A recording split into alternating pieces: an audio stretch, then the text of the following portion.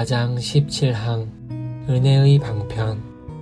하나님께서 우리 육의 생명을 낳으시고 붙드시는 전능하신 일을 행하실 때 방편 없이 하지 아니하시고 방편을 사용하시며 그분의 무한하신 지혜와 선하심을 따라 이 방편을 통해 그분의 권능을 행하시기로 뜻하신 것처럼 하나님께서 앞에서 말한 우리를 중생하게 하시는 초자연적인 역사를 행하실 때도 결코 복음의 사용을 제외하거나 무너뜨리지 않으신다.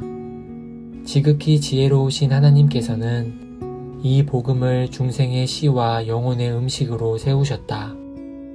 이런 이유로 사도들과 그들을 이은 교사들은 하나님의 영광을 위해 그리고 모든 교만을 낮추기 위해 백성에게 이 하나님의 은혜를 경건히 가르쳤다. 그러함에 있어 복음의 거룩한 교훈들을 따라 하나님의 백성을 말씀, 성례, 권징의 시행 아래 두기를 저버리지 않았다. 따라서 오늘날에도 교회에서 가르치는 자나 가르침을 받는 자나 하나님께서 그분의 선하신 기쁘심으로 짝지으시려 하신 것을 나눔으로 하나님을 감히 시험하려 들어서는 안 된다. 권면을 통해 은혜를 주시고 우리가 우리 의무를 더욱 기꺼이 행할수록 이 하나님의 은택이 더욱 분명히 우리 안에서 빛을 발하며 그분의 사역이 더욱 곧게 전진하기 때문이다. 방편들과 방편들의 구원하는 열매와 효과로 인하여 모든 영광이 오직 하나님께만 영원 세세토록 있을지어다. 아멘.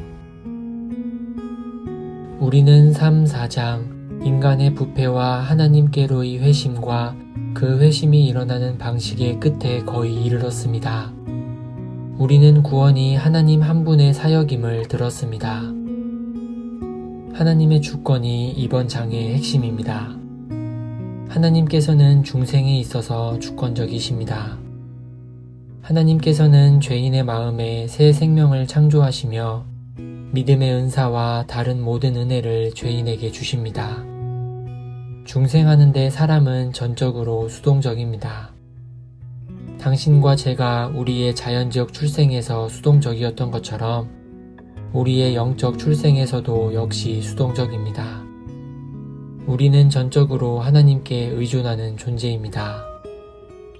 여기서 다음과 같은 질문을 할 분이 있을 것입니다.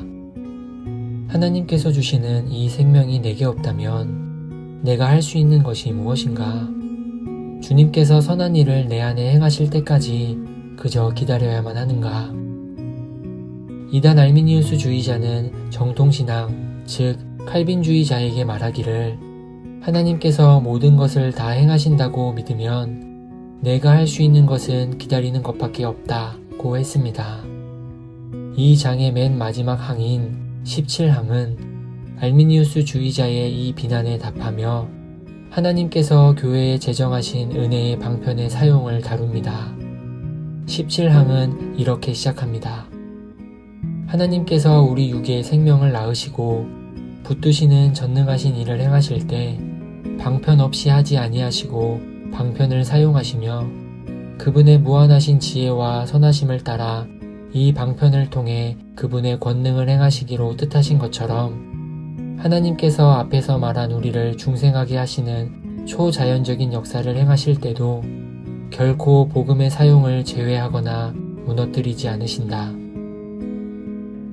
우리와 도르트의 선조들은 성령 하나님께서 간접적으로 일하신다고 믿었습니다. 하나님께서는 매개체를 통해 일하십니다. 하나님께서는 죄인을 중생시키실 때 방편을 사용하시며 그 방편은 바로 하나님의 말씀입니다. 하나님의 말씀의 두 가지 기능을 다뤄보겠습니다. 첫째는 죄인을 그리스도 안에 있는 생명으로 부르는 기능입니다. 이는 성령님께서 복음 설교를 죄인의 마음에 적용하시는 때 일어납니다. 둘째는 죄인이 거듭나고 그리스도 안에서 아기가 된 이후에도 하나님께서는 말씀으로 먹이시고 양분을 공급하신다는 것입니다. 물론 우리는 하나님께서 말씀 없이 역사하실 수 있다는 것을 부인하지 않습니다. 어린 자녀나 정신장애를 가지고 태어난 사람들은 하나님의 말씀을 읽거나 설교를 듣지 않고 중생하는 것이 정말 가능합니다. 하지만 이것은 하나님께서 사용하시는 일반적인 방식이 아닙니다. 게다가 하나님의 말씀 설교를 듣거나 말씀을 읽지 않고도 중생했다고 주장하는 사람마저도 상황을 주의 깊게 살펴보면 어떤 식으로든 그 사람들이 말씀에 대해 들었다는 것을 인정해야 합니다.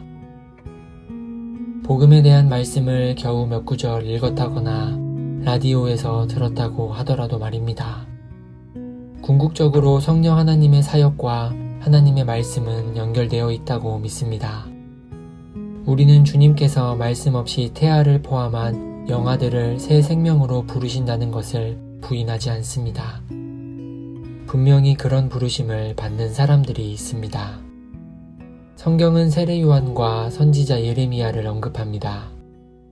여기서 우리는 하나님께서 말씀 없이 역사하시는 것이 죄인들을 부르시는 하나님의 일반적 방법은 아니라는 견해를 취합니다. 우리는 하나님께서 일반적으로 설교와 연결된 방식으로 일하신다고 믿습니다. 예를 들면 우리는 사도행전에 나오는 루디아의 회심에서 성령 하나님께서 루디아의 마음을 여시는 것을 읽습니다. 또한 성령 하나님의 역사는 바울이 여자들에게 복음을 설교할 때 일어났습니다. 루디아도 예외가 아닙니다. 이것이 하나님께서 일반적으로 역사하시는 방식입니다. 따라서 우리가 하나님의 말씀이나 복음이 중생의 씨며 동시에 영혼의 양식이라는 신조의 가르침을 붙잡을 때 우리는 안전한 터에 서 있는 것입니다. 이것이 우리 선조들의 정통 신앙이었습니다.